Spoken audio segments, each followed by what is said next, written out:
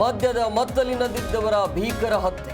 ಬೆಂಗಳೂರಿನ ಸರ್ಜಾಪುರದಲ್ಲಿ triple murder. ಆರೋಪಿಗಳಿಗಾಗಿ ಪೊಲೀಸರ ಹುಡುಕಾಟ.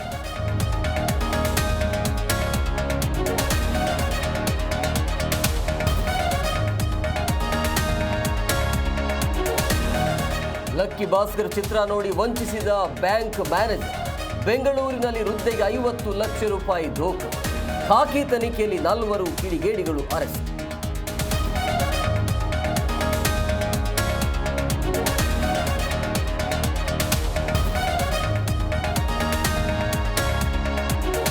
ಅಂಬಿ ಸುಮಲತಾ ಮೊಮ್ಮಗನಿಗೆ ಹೆಸರು ರಾಣಾ ಅಮರ್ ಅಂಬರೀಶ್ ಎಂದು ನಾಮಕರಣ. ಕಿಚ್ಚ ಹಾಜರ್. ಮತ್ತಷ್ಟು ಪ್ರಶ್ನೆ ಹುಟ್ಟು ಹಾಕಿದ ದರ್ಶನ್ ಗೈರು.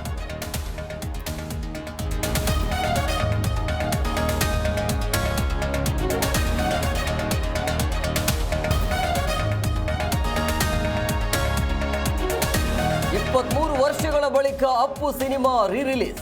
ಫ್ಯಾನ್ಸ್ ಜೊತೆ ಚಿತ್ರ ವೀಕ್ಷಿಸಿದ ಮೋಹಕ ತಾರೆ ರಮ್ಯಾ. ಅಪ್ಪು ನೆನೆದು ಭಾವುಕರಾದ ನಟಿ.